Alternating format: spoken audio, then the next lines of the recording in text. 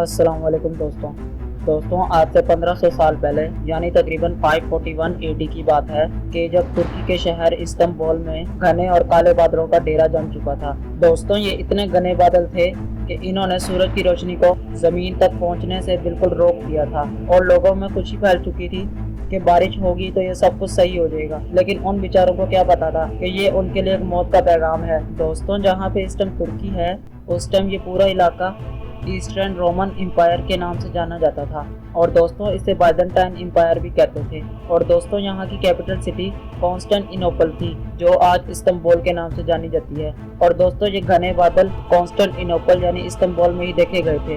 दोस्तों आखिर इन बादलों में ऐसा क्या था जो ये लोगों के लिए मौत का पैगाम लेकर आए थे। तो दोस्तों आज की वीडियो में हम इसी के बारे में बात करेंगे। लेकिन ये वीडियो स्टार्ट होने से पहले मेरी आप सबसे गुजारिश है कि अगर आप मेरे चैनल में नए हैं तो आप मेरे चैनल को सब्सक्राइब कर दें और अगर आपको मेरी वीडियो पसंद आए तो इसको लाइक एंड शेयर लाजमी कीजिएगा।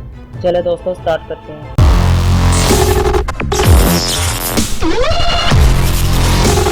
दोस्तों 541 एडी में भी कॉन्स्टेंटिनोपल में तकरीबन 10 लाख से ज्यादा लोग रहते थे।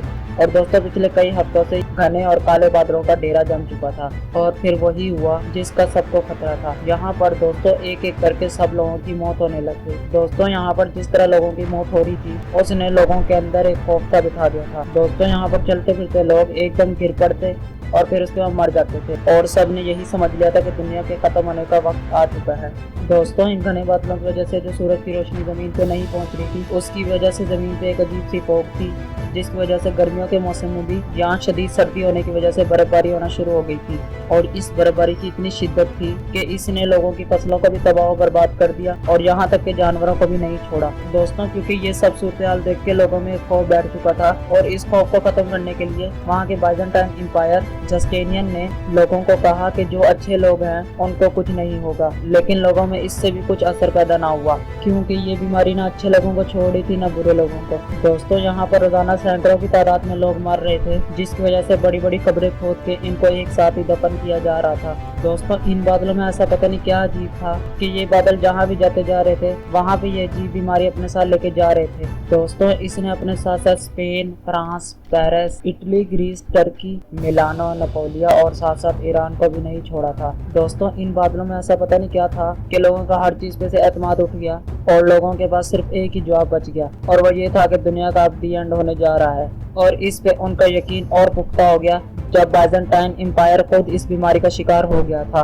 दोस्तों ये बीमारी हिस्ट्री का पहला पैंडेमिक था जो आज लोग इसको प्लेग ऑफ जस्टिनियन के नाम से जानते हैं। दोस्तों इस नामालूम बीमारी ने पूरे 2 साल तक इस पूरे कॉन्टिनेंट का निजाम दरम बरम कर दिया था। दोस्तों ये नामालूम बीमारी थी क्या, इस मिस्ट्री के बारे में 2013 तक कोई नहीं जान पाया था और 2013 में यानी तकरीबन 1500 साल बाद साइंटिस्ट और रिसर्चर ने इस खतरनाक बीमारी की सच्चाई पता लगा ली है। दोस्तों हजारों लाखों लोगों की मौत का सबब बनने वाली ये बीमारी का राज इस्तांबुल से 5000 किलोमीटर दूर ग्रीनलैंड में मौजूद है। दोस्तों एक्सपर्ट्स की एक छोटी सी टीम ईस्टर्न ग्रीनलैंड में पहुंची और इनका यहाँ पे आने का एक मेन मकसद ये था कि ये पास के क्लाइमेट्स के बारे में जान सकें क्योंकि दोस्तों ग्रीनलैंड में हर वक्त बहुत एक्सट्रीम वेदर होता है जहाँ पर आमतौर पे गर्मियों में कुछ जगहों का टेम्परेचर 50 डिग्री से भी ऊपर चला जाता है और वहीं पे ग्रीनलैंड का टेम्परेचर -18 डिग्री हुआ होता है।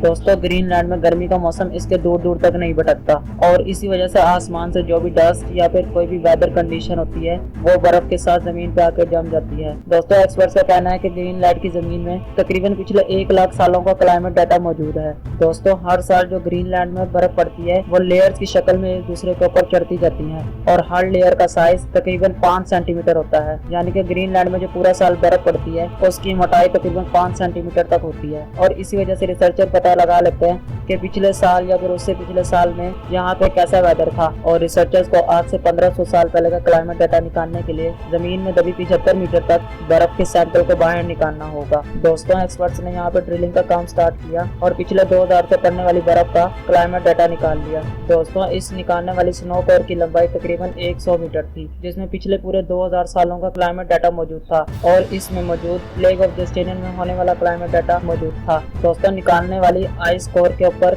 इलेक्ट्रिकल कंडक्टिविटी टेस्ट किया गया और दोस्तों ईयर 500 से 600 के दरमियान में रिसर्चर्स को सल्फर की एक स्पाइक मिली। दोस्तों सल्फर डाइऑक्साइड एक खतरनाक गैस है जो इंसानों के साथ साथ जानवरों और दरख्तों को भी बहुत ज्यादा नुकसान पहुंचाती है और ये इस बात का सबूत देती थी कि प्लेग ऑफ जस्टिनियन में जो बादल थे वो सल्फर डाइऑक्साइड के थे। अब दोस्तों रिसर्चर को ये जानना था इस्तांबुल में ये सल्फर क्यों और कहां से आया था। दोस्तों एक्सपर्ट्स का कहना था कि इतना ज्यादा सल्फर सिर्फ एक ही चीज से निकलता है और वो है वोल्केनो।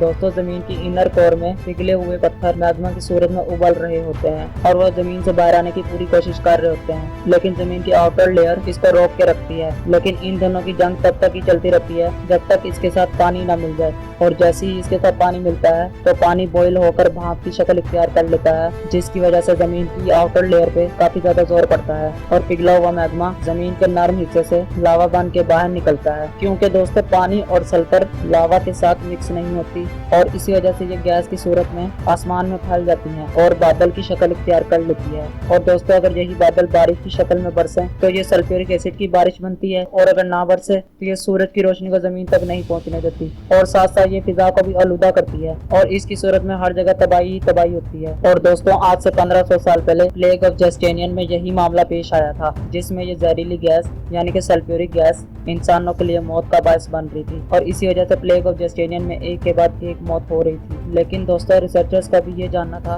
कि आज से 1500 साल पहले सल्फर के बादल आए कहां से थे। दोस्तों कॉन्स्टेंटिनोपल से 11,700 किलोमीटर दूर एल साल्वाडोर में मौजूद इलोपेंगो लेक मौजूद है।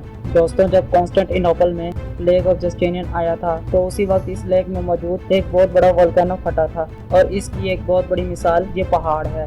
दोस्तों ये इतना बड़ा पहाड़ पूरे का पूरा वोल्केनिक ऐश से बना हुआ है जो आज से 1500 साल पहले इसी लेक के अंदर वोल्केनो के फटने से बना था। दोस्तों आज भी कई लोग वोल्केनोस के साए तले रहते हैं, लेकिन दोस्तों आज तक साइंसदान और रिसर्चर्स इस बात का पता नहीं लगा पाए कि वोल्केनो किस टाइम और किस जगह फटेगा। लेकिन एक चीज साबित हो गई कि अगर वोल्केनो इंसानी आबादी से हजारों किलोमीटर दूर भी फटे तो इसका साइड इफेक्ट बहुत दूर दूर तक देखा जा सकता है।